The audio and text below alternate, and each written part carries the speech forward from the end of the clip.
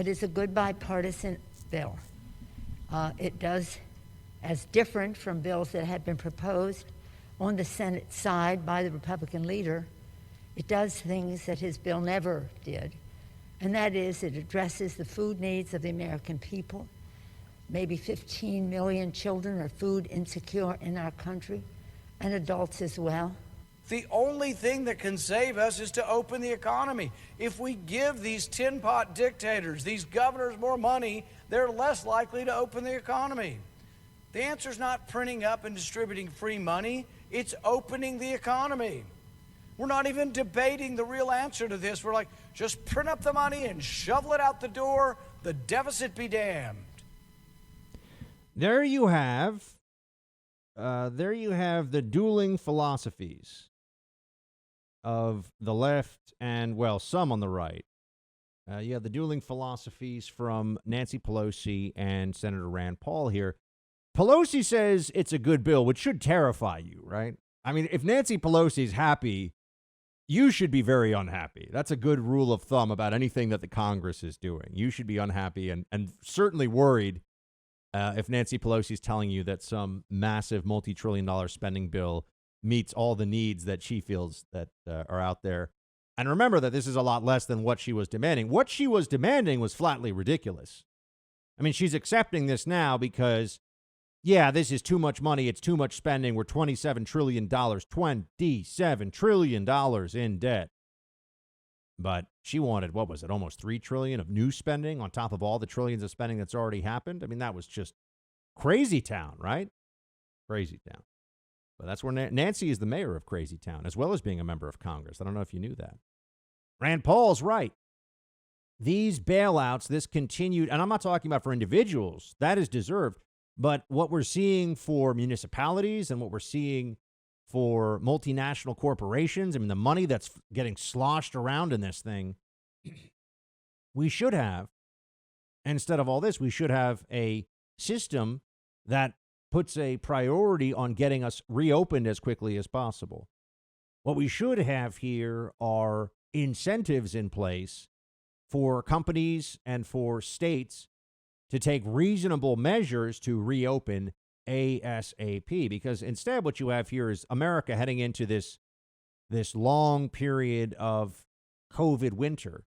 And there's no incentive for governors, for mayors who aren't already trying to hold the line and stay open. There's no incentive for them to open back up and just take the risk, the political risk and otherwise, of having a spike in cases when they reopen. Even though, as we see, the massive spikes that have occurred right now, and there are pieces coming out from reputable places. I mean, the Federation of American Scientists, for example, put out a study, and it's from South Korea, and it's peer-reviewed. It involves all the contact tracing information from South Korea, which does a very good job of this. And it showed that there are people in an apartment building who live on different floors who got infected, and they're all in the same air duct line. So the conclusion is that there seems to be a possibility that COVID can freely circulate in the air through air ducts in a building. So you may not even be in the same apartment as someone, but you could still be infected depending on the airflow, which then raises a lot of questions about that piece of cloth that says Biden-Harris 2020 over your mouth and how much protection that really gives you. But we're not yet at the point where we've broken through the censorship on this. So we're not really allowed to speak openly and honestly. I mean, I can here on the show, but I have to be very careful on the social media platforms. I have to be very careful about what I eat. I'm not talking about just sharing data and information. I mean, anyone who looks at graphs right now of mask mandates, lockdowns, and cases and hospitalizations in states like California has to just result to gibberish and fantasyland explanations for why this is a really effective policy. The only thing they can say is the unfalsifiable, oh, it would be so much worse if we didn't do this. And I would just ask you to take a look at a graphic of California. Take a look at it and tell me if you think that it really could be that much worse than it currently is in California. I mean, how much more spread is the whole state going to get infected in 3 days if it weren't for masking? I mean, really, it's absurd. But that's what they're saying. And if you challenge them, they throw a bunch of credentials that other people have in your face. And those people with those credentials have often been very, very wrong. And they tell you, shut up and you're a flat earther. End of story. That's where we are. I'm telling you, so much of this is driven by ego because there's so many people who believe they're really, really smart. Even though they don't know anything about science or biology or anything else, but they're really, really smart. They watch CNN. They read the New York Times. And they've believed all this stuff all along. And no one wants to be the person that realizes that they've been in a cult. No one wants to feel like they were able to be brainwashed or swindled or bamboozled. So there's a tremendous amount of psychological resistance to accepting that people were wrong in this. And we're just going to keep looking and keep sharing the information, keep sharing the data, because their wrongness has cost for all the rest of us. Their wrongness results in lockdowns that continue on, in mask policies that are just a constant psychological and emotional and physical agitation. It results in dividing us, making us think that there's some politicized aspect to the COVID virus, which is absurd. But they've made it very political. It never should have been political, but it has become such. Remember when they were telling us that don't make the mask political, just wear it? And now we have cases because of those non-mask wearing Trump voters, right? They just totally abandoned that whole, let's not make it political, just do what I say. And then when what they say doesn't work, what do? They blame us for not doing what they say. Even though by all the data, people are limiting their travel, limiting their contacts, and wearing masks all across the country. 90% compliance with mandates is the best estimate out there. But don't worry, Fauci's on TV. I got the vaccine. Don't worry. I'll be running your life. I'll be in charge of you. Dr. Fauci will be in charge of you for another 20 years at least.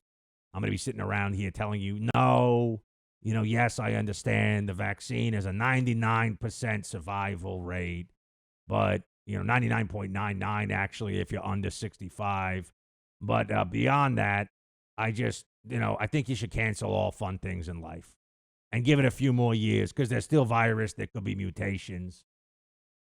Yeah, that's right. You think they're going to let this go? You think they're going to give us back our freedom? No, you're going to have to take it back. You're going to have to hold people accountable. There are going to have to be lawsuits. There's going to have to be non-compliance. That's the only way this stops. There are going to be fistfights. There are going to be people that lose their minds when you walk past them outside without a mask on, even though they're the lunatics. They're wrong. People that look at you outside in the fresh air, walking past them, and you don't have a mask, and they think you're putting them in jeopardy, they are wrong. They are just afraid, and they are easily brainwashed, but they are incorrect. You are not. Just remember that, because it's going to get ugly. They're not going to go down. This tyranny will not go down without a fight. It is among our biggest challenges in 2020. 2021. See, I can't even remember the year now. End the COVID lockdown tyranny.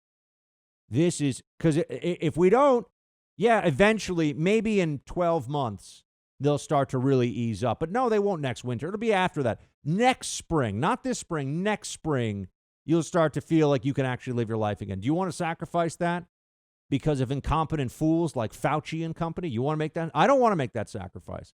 I don't want to see what this country is like economically if we still pile trillions of dollars of just debt, future promises to pay on top of the debt we already have. That's just catastrophic in waiting. That's what we know is happening right now. So we need to understand that they're not going to give this up. They're not going to let this go. And it's going to be incumbent upon all of us. It's really at the state and local level, because the federal level, the tyranny is going to have all kinds of backup. So it's going to be at the state and local level. We have to push back. And look, I just hope they make enough room for everybody in Texas and Florida who's fleeing these stupid blue states that are destroying themselves. Hey, Team Buck, thank you so much for watching The First on YouTube. If you like this video, please click that little thumbs up button so then it will log as liked. And also, if you want to see more great content from The First, please click subscribe.